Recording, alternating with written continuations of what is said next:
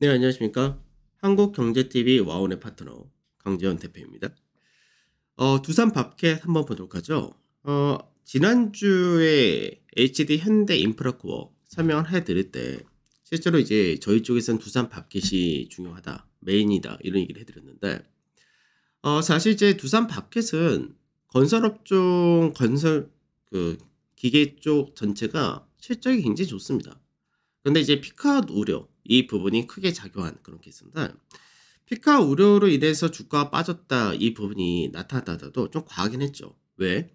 실제로 두산바켓 같은 경우는 3분기 실적 대비해서 높아진 컨센서스에서 한 자릿수 정도의 미스가 나타났다 정도인데 예전 같았으면 당연히 예상치 부합이다 이렇게 끝낼 수 있던 부분이 이번 시장이 하락장이 좀 있었죠. 10월 달에 하락을 하다 보니까 이제 그 부분이 실적이 그렇게 충격적인 내용이 아닌데도 불구하고 주가가 과민 반응을 좀 보이는 그런 모습을 보여줬다는 겁니다.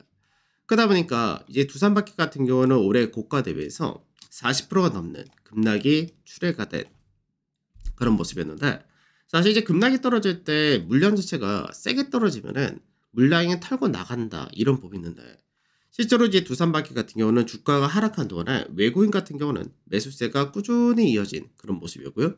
이제 연기금을 중심한 기관 투자자들이 매도를 했다는 거죠. 그래서 어느 정도 기관 투자자들의 매도가 일단락이 되고 이 물량을 외인들이 좀 잡아가면서 중요 가격대에서는 이제 바닥을 다지는 그런 모습이 나타났다는데 실제로 저희는 이제 38,800원에 매수를 했습니다.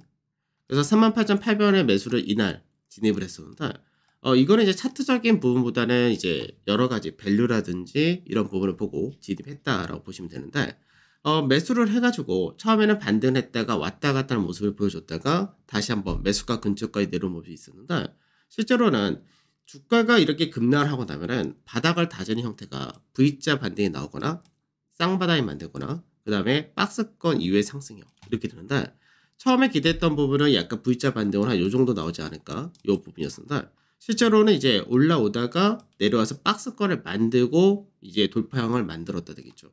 그래서 박스권의 기본 마디폭이 이제 44,500원 전이었는데 그래서 44,400원에다가 이제 걸어놨다가 그러고 나서 나중에 44,200원에 체결을 다 시켰는데 실제로 이날 고가가 44,800원이었습니다. 그래서 무난히 다 체결되는 모습은 동일했었다 되겠죠.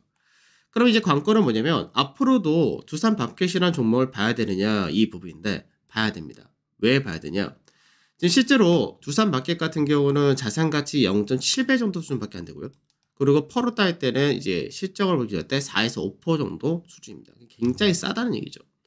근데 이제 내년에 그럼 실제로 업황이 둔화될 거냐라는 부분인데 여전히 우리가 생각을 해야 될 부분은 우크라이나 문제, 그러니까 우크라이나 재건 사업을 하니 안 하니가 계속해서 올해 이슈가 됐습니다. 결국은 정쟁은 어느 순간 종료가 되겠죠. 그러고 나서 재건 사업은 당연히 필요하다가 될 것이고요. 그리고 이제 미국 내에서도 인프라 투자는 여전히 진행이 되고 있고 중국이나 인도라든지 이런 신흥국도 이제 점점점 경기를 회복하는 그런 구조를 만들 수 있기 때문에 여전히 이런 기계 쪽에 대해서는 4분기까지는 비수기지만 그 위에는 좋다는 부분에서 오히려 4분기가 저점이다라는 가능성을 놓고 오히려 다시 한번 눌림 자리에서는 공략하는 그런 전략도 필요하다. 이렇게 말씀을 드리도록 하겠습니다.